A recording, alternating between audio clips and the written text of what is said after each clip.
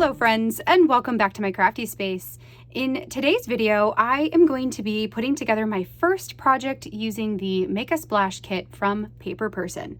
So my story this time was inspired by a photo, actually. This photo of my son playing in the sandy beach when I took the kids to the beach a couple of weeks back.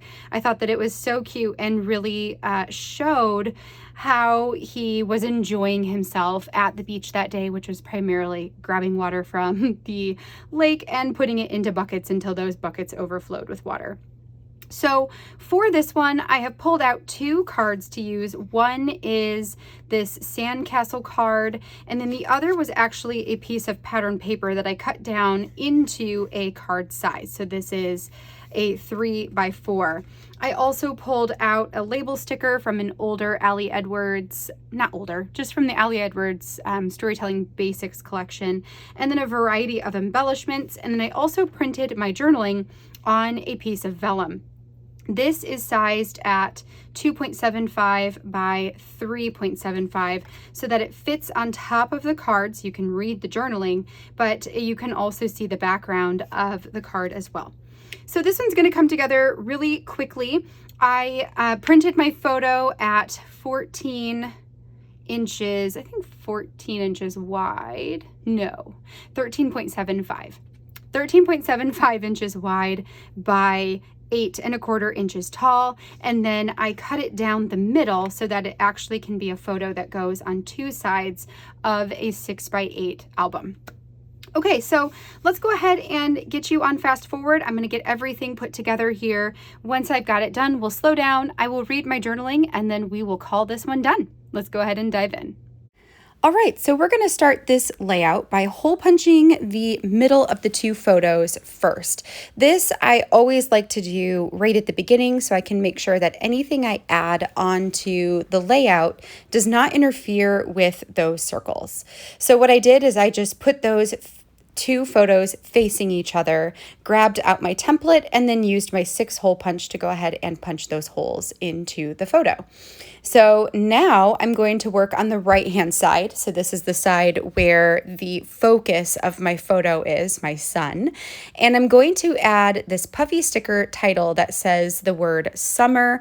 And then I also pulled out a small cardstock sticker that says beach, and it looks like an arrow.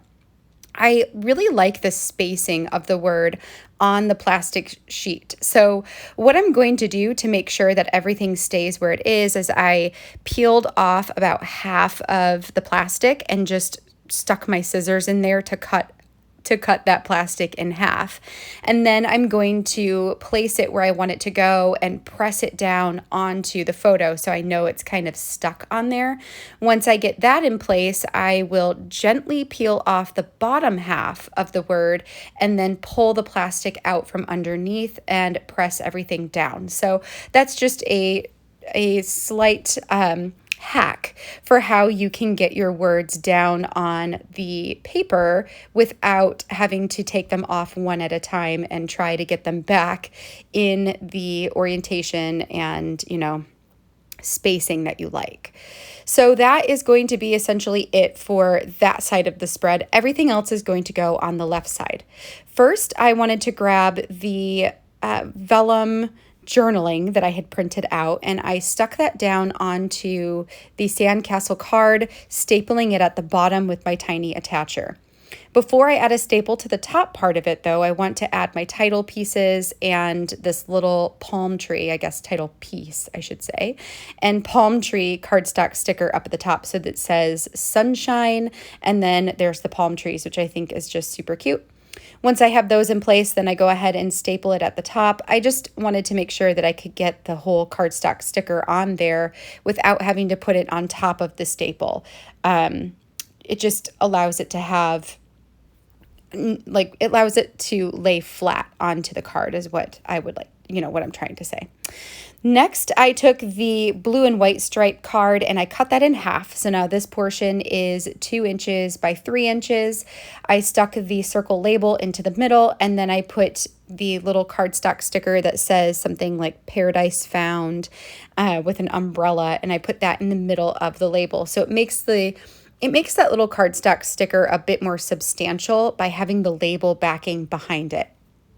I am debating whether I want to round the corners on the bottom of that card. So I took the spare piece, rounded those, and laid it on there to see what I would think of that. I actually really do like it. So I did go ahead and round the corners for the piece that I'm actually going to use.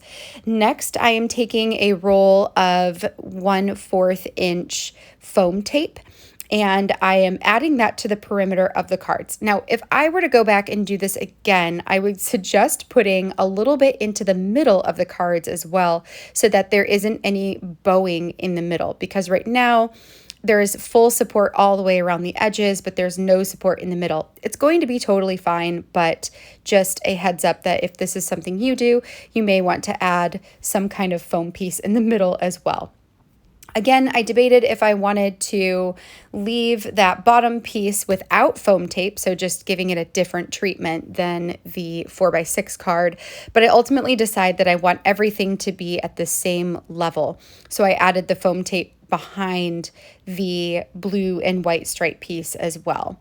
I'm using my tweezers to help me position the top 3x4 card first, making sure that it's nice and even, and then I will go ahead and add this blue and white stripe portion to the bottom of that. I actually really like how it rounds out the bottom and makes this feel like a column that all goes together. The last thing I wanted to do is add my date stamp onto this layout. I'm going to put it right underneath the blue and white stripe, and then we will call this one finished. All right, friends, that finishes up my layout for today. This one came together really nicely. I super love having this documented, and I think it's so fun to incorporate the cards on top of photos, which is something that I've seen Allie Edwards doing a lot lately, and also Kim, who is Kim Documents Life. I think her last name is Shofin. Kim, who's on the Allie Edwards creative team, she also does a lot of layouts like this as well, and I have been wanting to try that out and emulate it a little bit in my own scrapbooking. I love the way that it looks, and it's definitely something I would do again. All right, so let's go ahead and read the journaling for this story. It's not super long. I said today, and I should mention that this is going to go inside of Jonah's story album. So the journaling is written to him. Today you were nervous to go into the lake, but conquered your fear and had such a great time. Today you found a love for playing in the sand with the castle building toys, but mostly enjoyed filling the small bucket up with water and then dumping that into the larger bucket, filling that one until it overflowed.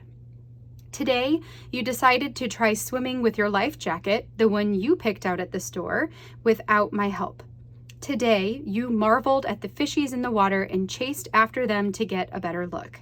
Today, seeing your joy and love of the beach brought me so much happiness.